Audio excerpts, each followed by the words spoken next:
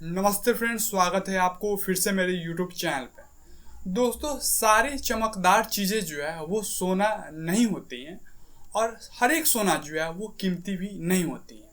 हम बात करेंगे कि इस बार जो ओलंपिक गेम हुए हैं और ओलंपिक गेम में जो गोल्ड मेडल दिए गए हैं विजेता को, सर्वश्रेष्ठ विजेता को गोल्ड मेडल दिए गए हैं, तो हम आपको इस वीडियो के माध्यम से यह बताएंगे कि जो गोल्ड मेडल विजेता को दिए गए हैं पुरस्कार के तौर पे, वो गोल्ड मेडल का असली कीमत क्या है। क्या उस गोल्ड मेडल में जो है वो पूरे तरीके से गोल्ड से बनाया गया है या फिर नहीं बनाया गया है। और साथ में हम आपको ये भी बताएंगे कि ओलंपिक में जो लोग गोल्ड मेडल या फिर सिल्वर मेडल या फिर ब्रोंज मेडल जीतते हैं, तो उस मेडल को जब नीलामी की जाती है तो खिलाड़ी को जो है वो नीलामी में कितना रुपया मिलता है, इन सारे डिटेल्स पे जो है हम अभी चर्चा करने वाले हैं। तो आप इस वीडियो में जो है वो पूरे अंत तक जरूर बने रहिएगा। देखिए, ओलंपिक मेडल जो है वो खेल में अगर आप अच्छा प्रदर्शन करते हैं, काफी बेहतरीन प्रदर्शन करते हैं, तब जाकर के ओलंपिक में खिलाड़ी को जो है वो मेडल दिए जाते हैं। ओलंपिक मेडल जीतने के बाद जो है वो काफी ज्यादा प्रतिष्ठा मिलता है और साथ में काफी ज्यादा जो है वो मान सम्मान दिया जाता है। आपके मन में यह चल रहा होगा कि ओलंपिक में जो गोल्ड मेडल खिलाड़ी को दिया जाता है वो पूरे तरीके से सोने का होता है, यानी कि सोने का गोल्ड मेडल जो है वो खिलाड़ी को दिया जाता है, लेकिन ऐसा नहीं है। ये सारी जानकारी जो है वो हम आपको वीडियो में आगे देंगे। देखिए, IOC यानी कि इंटरनेशनल ओलंपिक कमेटी के अनुसार जो है वो दोनों मेडल में कम से कम 92.5% की जो है वो चांदी होना अनिवार्य है।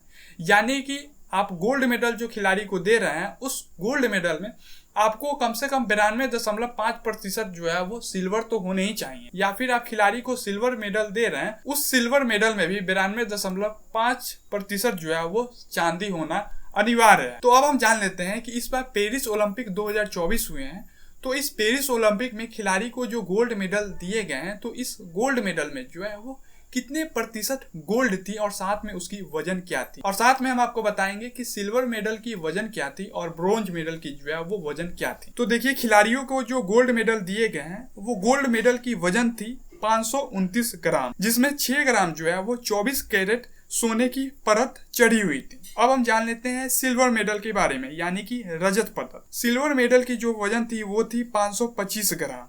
अब हम जान लेते हैं ब्रॉन्ज मेडल यानी कि कांस्य पदक।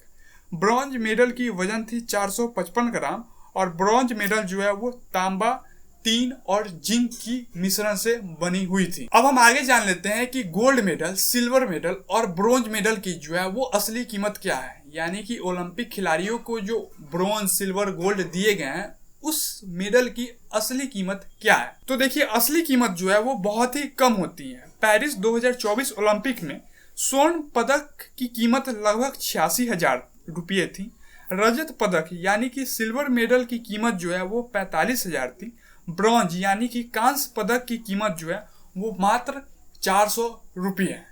यानी कि कीमत जो है वो बहुत ही ज्यादा कम है मेडल की, लेकिन यह मेडल जिस खिलाड़ी को मिलती है उस खिलाड़ी का मान सम्मान जो है वो बहुत ही ज्यादा बढ़ जाता है। उनका नाम जो है एक अलग ही लेवल में जो है वो चलती है। अब हम अंत में आपको यह बताते हैं कि ओलंपिक मेडल की असली कीमत तो बहुत ज्यादा कम होती है, लेकिन उसी मेडल को जब नीलामी किया जाता है, जब बेचा जाता है, तो उसके बदले में बहुत सारा रुपया जो है वो खिलाड़ी को दिया जाता है। यानी कि खिलाड़ी जब अपने मेडल को नीलाम करते हैं तो उस खिलाड़ी को नीलामी के बाद जो है वो बहुत ज्यादा रुपया मिलता है। देखिए, अमेरिकी लंबी कूद की खिलाड़ी, और उस खिलाड़ी का नाम था बॉब बीमान। उन्होंने 1968 में मैक्सिको सिटी ओलंपिक में गोल्ड मेडल जीती थी। उन्होंने जो है उस समय एक तरह से इतिहास रच दी हुई थी लंबी कूद में। जब उन्होंने लंबी कूद की थी तो उनका जो कूद था वो 8.90 मीटर की जो है वो दूरी तय की थी। यानी कि उन्होंने जो है 8.90 का जो है वो लंबी छलांग लगाई थी, और इस कूद में उन्होंने जो है वो स्वर्ण पदक जीती थी, यानी कि गोल्ड मेडल जीती थी। लेकिन बॉब बीमान ने इस पदक को फरवरी 2024 में $4,41,000 में जो है वो नीलामी कर दी। इंडियन करेंसी में बात करें तो 3,07,00,000 रुपये में जो है इस मेडल की नीलामी की गई थी। वहीं पे हम आपको दूसरा एग्जांपल देते हैं जर्मनी की लंबी कूद खिलाड़ी, और उस खिलाड़ी का नाम था लुइस लॉन्ग। लुइस लॉन्ग ने 1936 में बर्लिन ओलंपिक में जो है वो सिल्वर मेडल जीती थी और उस सिल्वर मेडल को उन्होंने जो है वो $4,88,000 में जो है वो नीलामी की थी। यानी कि इंडियन करेंसी में बात करें तो 4,09,00,000 में जो है इस मेडल की नीलामी हुई थी। अब हम आपको तीसरे खिलाड़ी का उदाहरण बताते हैं। 1996 में अटलांटा ओलंपिक हुई थी और उस ओलंपिक में व्लादिमीर क्लिच जो कि हेवी वेट बॉक्सर थी और उन्होंने उस ओलंपिक में जो है वो स्वर्ण पदक जीती थी। यानी कि काफी ज्यादा अच्छा प्रदर्शन की थी ओलंपिक में और उस ओलंपिक में उन्होंने जो है वो स्वर्ण पदक जीती थी। व्लादिमीर क्लिचको ने स्वर्ण पदक को जो है वो वर्ष 2012 में यूक्रेन बच्चों के लिए धन जुटाने के लिए जो है वो नीलामी की थी। यानी कि वर्ष 2012 में उन्होंने अपने गोल्ड मेडल को जो है वो नीलाम कर दी थी। उस नीलामी के बदले में जो है उनको काफी अच्छा रुपया मिला था। नीलामी के बाद उन्हें जो है वो $1 मिलियन